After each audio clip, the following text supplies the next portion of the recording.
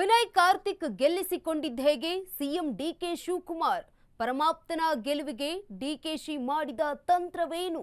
ಈ ಕುರಿತಾಗಿ ಅಶ್ವವೇಗದಲ್ಲಿ exclusive document. Vinay Karthik ಗೆಲ್ಲಿಸಿಕೊಂಡಿದ್ದ ಹೇಗೆ ಸಿಎಂ ಡಿಕೆ ಅನ್ನುವಂತಹ ಪ್ರಶ್ನೆ. ಪರಮಾಪ್ತನ ಗೆಲುವಿಗೆ ಡಿಕೆ ಮಾಡಿದ ರಣತಂತ್ರವೇನು? ಅಶ್ವವೇಗದಲ್ಲಿ ಈ ಕುರಿತು ಎಕ್ಸ್ಕ್ಲೂಸಿವ್ ಡಾಕ್ಯುಮೆಂಟ್ ಇರುವಂತದ್ದು.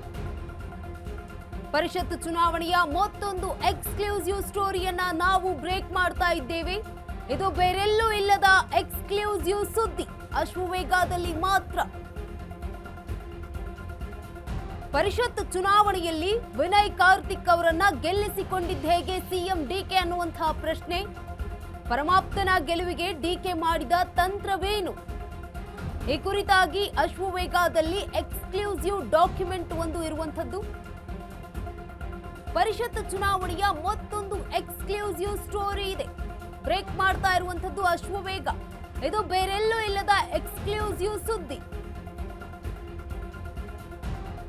ಡಿಕೆ ಶಿವಕುಮಾರ್ ಅವರು ವಿನಯ್ ಕಾರ್ತಿಕ್ ಅವರನ್ನ ಗೆಲ್ಲಿಸಿಕೊಂಡಿದ್ದ ಹೇಗೆ? ಪರಮಾಪ್ತನ ಗೆಲುವಿಗೆ ಡಿಕೆ ಮಾಡಿದ ತಂತ್ರವೇನು? ಈ ಕುರಿತಾಗಿ ಅಶ್ವವೇಗದಲ್ಲಿ ಎಕ್ಸ್ಕ್ಲೂಸಿವ್ ಡಾಕ್ಯುಮೆಂಟ್ ಇರುವಂತದ್ದು. ಪರಿಷತ್ ಚುನಾವಣೆಯಲ್ಲಿ ವಿನಯ್ ಕಾರ್ತಿಕ್ ಅವರನ್ನ ಗೆಲ್ಲಿಸಿಕೊಂಡಿದ್ದ ಹೇಗೆ ಸಿಎಂ ಡಿಕೆ ಶಿವಕುಮಾರ್ ಅವರು ತಂತ್ರವನ್ನ ಏನು ರೂಪಿಸಿದ್ರು? ಈ ಕುರಿತಾಗಿ ಅಶ್ವವೇಗದಲ್ಲಿ ಎಕ್ಸ್ಕ್ಲೂಸಿವ್ ಡಾಕ್ಯುಮೆಂಟ್ ಇರುವಂತದ್ದು. ಸುದ್ದಿಯನ್ನ ಬ್ರೇಕ್ ಮಾಡ್ತಾ ಇದ್ದೇವೆ. ಪರಿಷತ್ ಚುನಾವಣೆಯ ಮತ್ತೊಂದು ಎಕ್ಸ್ಕ್ಲೂಸಿವ್ ಸ್ಟೋರಿ ಇದಾಗಿದೆ ಅಶ್ವವೇಗದಲ್ಲಿ. ಇದು ಬೇರೆಲ್ಲೂ ಇಲ್ಲದ ಎಕ್ಸ್ಕ್ಲೂಸಿವ್ ಸ್ಟೋರಿ.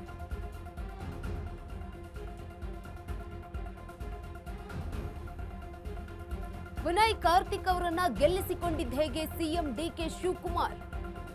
ಪರಮಾಪ್ತನ ಗೆಲುವಿಗೆ ಡಿಕೆ ಮಾಡಿದ ತಂತ್ರವೇನು? ಈ ಒಂದಷ್ಟು ಪ್ರಶ್ನೆಗಳು ಇದ್ದೇ ಇದ್ವು. ಈ ಕುರಿತಾಗಿ ಅಶ್ವವೇಗದಲ್ಲಿ ಎಕ್ಸ್ಕ್ಲೂಸಿವ್ ಡಾಕ್ಯುಮೆಂಟ್ ಇರುವಂತದ್ದು.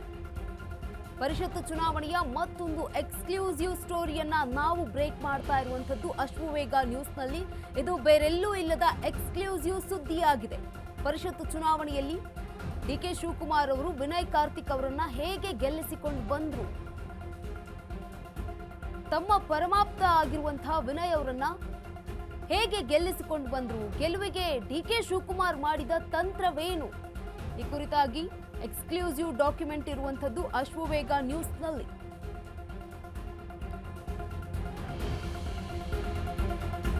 ಪರಿಷತ್ ಚುನಾವಣೆಯಲ್ಲಿ ಬರೋಬ್ಬರಿ 5 ಸ್ಥಾನ ಗೆದ್ದಿತ್ತು ಕಾಂಗ್ರೆಸ್ ಪಕ್ಷ.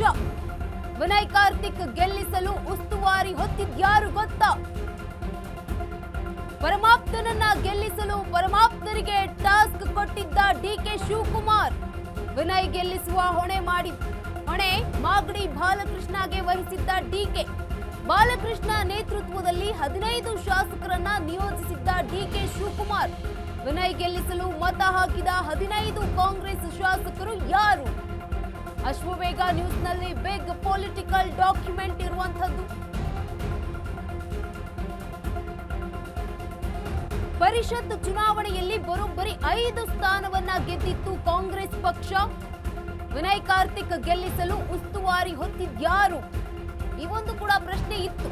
ಪರಮಾಪ್ತನನ್ನ ಗೆಲ್ಲಿಸಲು ಪರಮಾಪ್ತರಿಗೆ ಟಾಸ್ಕ್ ಅನ್ನ ಕೊಟ್ಟಿದ್ರು ಡಿಕೆ ಶಿವಕುಮಾರ್ ಅವರು.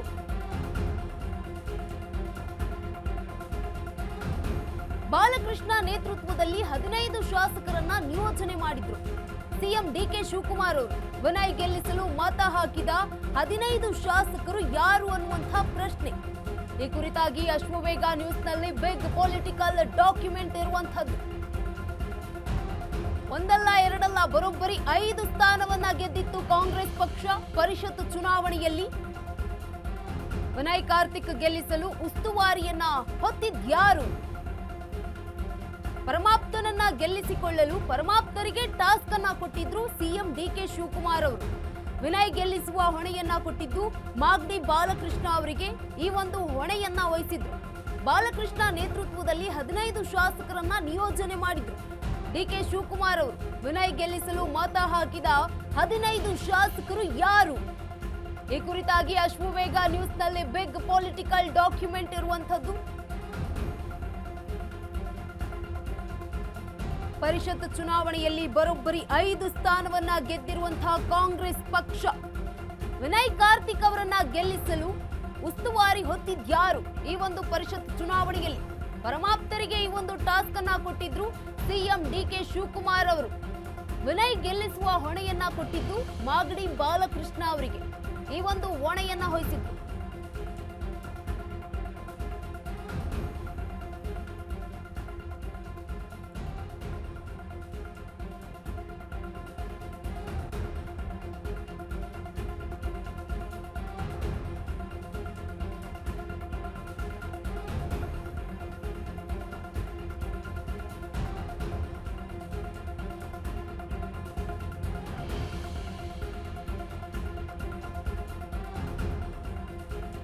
ಇನ್ನು ಟಿವಿ ಸ್ಕ್ರೀನ್ ಮೇಲೆ ತೋರಿಸ್ತಾ ಇದ್ದೀವಲ್ಲ, ಈ ಎಲ್ಲಾ ಶಾಸಕರು, ಈ ಎಲ್ಲಾ ಸಚಿವರು, ಒಂದಷ್ಟು ಜನರು ಕಾಂಗ್ರೆಸ್ ಅವರಿಗೆ, ವಿನಯ್ ಕಾರ್ತಿಕ್ ಅವರಿಗೆ ಪರ್ಟಿಕ್ಯುಲರ್ ಆಗಿ ಮತವನ್ನ ಹಾಕಿರುವಂತದ್ದು 15 ಶಾಸಕರು. ಬರೋಬ್ಬರಿ 15 ಶಾಸಕರನ್ನ ಈ ಒಂದು ವಿನಯ್ ಕಾರ್ತಿಕ್ ಅವರಿಗೆ ವೋಟ್ ಮಾಡಿರುವಂತದ್ದು, ಪರಿಷತ್ ಚುನಾವಣೆಯಲ್ಲಿ ಗೆಲುವಿಗೆ ಕಾರಣರಾಗಿರುವಂತದ್ದು.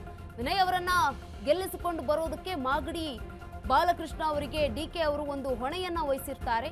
15 ಶಾಸಕರನ್ನ ನಿಯೋಜನೆ ಮಾಡಿದ್ರು ಡಿಕೆ ಶಿವಕುಮಾರ್ ಅವರು. ವಿನಯ್ ಅವರನ್ನ ಗೆಲ್ಲಿಸಲು ಮತ ಹಾಕಿದ್ದು 15 ಶಾಸಕರು.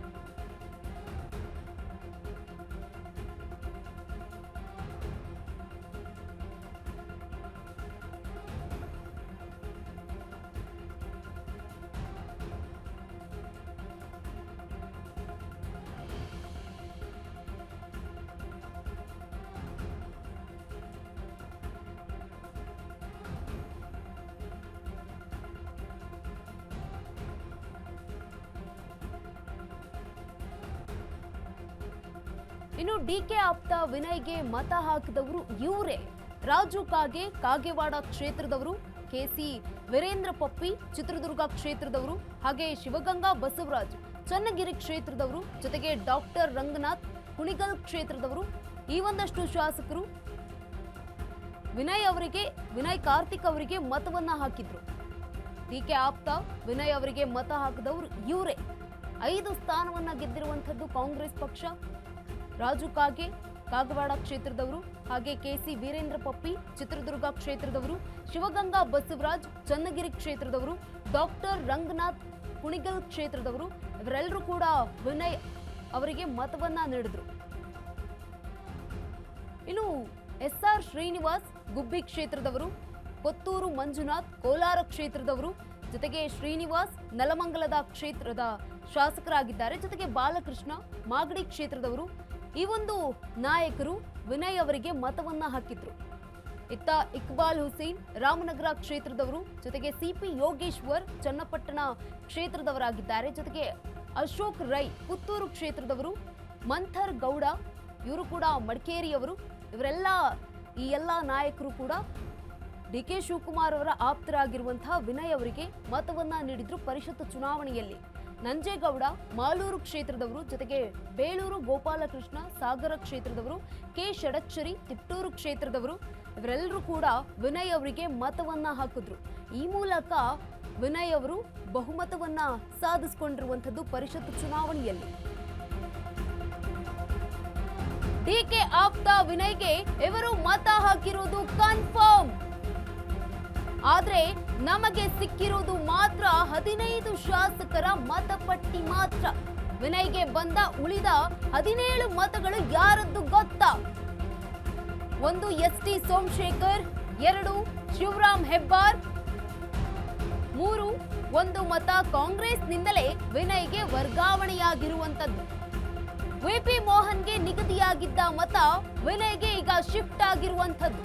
ಉಳಿದ 14 ಮತಗಳು ಯಾರದ್ದು? $1 ಮಿಲಿಯನ್ ಪ್ರಶ್ನೆಯಾಗಿದೆ ರಾಜಕಾರಣದಲ್ಲಿ.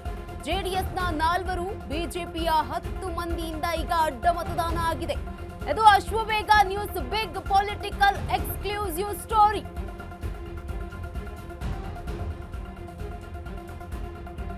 ಡಿಕೆ ಆಪ್ತ ವಿನಯ್ಗೆ ಇವರು ಮತ ಹಾಕಿರುವುದು ಕನ್ಫರ್ಮ್ ಅಂತ ಹೇಳಲಾಗ್ತಾ ಇದೆ. ಪರಿಷತ್ ಚುನಾವಣೆಯಲ್ಲಿ ಇದೀಗ 5 ಸ್ಥಾನವನ್ನ ಗೆದ್ದಿರುವಂತದ್ದು ಕಾಂಗ್ರೆಸ್.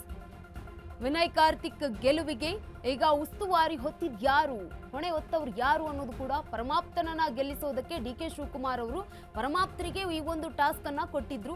ವಿನಯ್ ಅವರನ್ನ ಗೆಲ್ಲಿಸುವ ಹೊಣೆಯನ್ನ ಕೂಡ ಕೊಟ್ಟಿದ್ದು ಮಾಗಡಿ ಕ್ಷೇತ್ರದ ಬಾಲಕೃಷ್ಣ ಅವರಿಗೆ.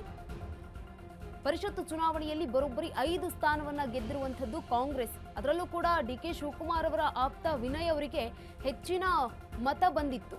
ಯಾರೆಲ್ಲ ಹಾಕಿದ್ರು, ಜೊತೆಗೆ ಗಮನಿಸ್ತಾ ಹೋಗೋದಾದ್ರೆ ಶಿವರಾಮ್ ಹೆಬ್ಬಾರ್ ಅವರು ಕೂಡ ಹಾಕಿದ್ರು, ಬಿಜೆಪಿಯಲ್ಲಿರುವಂತವರು, ಜೊತೆಗೆ ಎಸ್ ಟಿ ಸೋಮಶೇಖರ್ ಕೂಡ ಮತವನ್ನ ಹಾಕಿರುವಂತದ್ದು ವಿನಯ್ ಅವರಿಗೆ. ಉಳಿದ 14 ಮತಗಳು ಎಲ್ಲಿ? ಹಾಗಿದ್ರೆ ಒಂದಷ್ಟು ಮಂದಿ ಬಿಜೆಪಿಯವರು ಕೂಡ ಮತವನ್ನ ಹಾಕಿದ್ದಾರೆ. ಜೊತೆಗೆ ಜೆಡಿಎಸ್ ನಿಂದಲೂ ಕೂಡ ಈಗ ಅಡ್ಡ ಮತದಾನ ಆಗಿರುವಂತದ್ದು ವಿನಯ್ ಅವರಿಗೆ ಮತವನ್ನ ಹಾಕುವ ಮೂಲಕ. ಪರಮಾಪ್ತನನ್ನ ಗೆಲ್ಲಿಸಲು ಪರಮಾಪ್ತರಿಗೆ ಡಿಕೆ ಶಿವಕುಮಾರ್ ಅವರು ಟಾಸ್ಕ್ ಅನ್ನ ಕೊಟ್ಟಿದ್ರು. ವಿನಯ್ ಗೆಲುವಿನ ರಹಸ್ಯ ಈ ಕುರಿತಾಗಿ ಅಶ್ವವೇಗ ನ್ಯೂಸ್ನಲ್ಲಿ ಬಿಗ್ ಪೊಲಿಟಿಕಲ್ ಎಕ್ಸ್ಕ್ಲೂಸಿವ್ ಸ್ಟೋರಿ ಇರುವಂತದ್ದು. ಪರಿಷತ್ ಚುನಾವಣೆಯಲ್ಲಿ ಬರೋಬ್ಬರಿ 5 ಸ್ಥಾನವನ್ನ ಗೆದ್ದುಕೊಂಡಿರುವಂತದ್ದು ಕಾಂಗ್ರೆಸ್ ಪಕ್ಷ. ವಿನಯ್ ಕಾರ್ತಿಕ್ ಗೆಲ್ಲಿಸಲು ಉಸ್ತುವಾರಿಯನ್ನ ಕೊಟ್ಟಿದ್ರು. ತಮ್ಮ ಪರಮಾಪ್ತರಿಗೆ ಈ ಒಂದು ಟಾಸ್ಕ್ ಅನ್ನ ಕೊಟ್ಟಿದ್ದಂಥದ್ದು. ಡಿಕೆ ಆಪ್ತ ವಿನಯ್ಗೆ ಮತ ಹಾಕಿದವರು ಇವರೇ. ಮಂತರ್ಗೌಡ, ಹಾಗೆ ನಂಜೇಗೌಡ, ಬೇಳೂರು ಗೋಪಾಲ್ ಕೃಷ್ಣ ಅವರು, ಜೊತೆಗೆ ಕೆ ಷಡಕ್ಷರಿ, ಉಳಿದಂಥ ಶಾಸಕರು ಕೂಡ ಮತವನ್ನ ಹಾಕಿ ಗೆಲ್ಲಿಸಿಕೊಂಡು ಬಂದಿದ್ದಾರೆ ವಿನಯ್ ಅವರನ್ನ ಪರಿಷತ್ ಚುನಾವಣೆಯಲ್ಲಿ.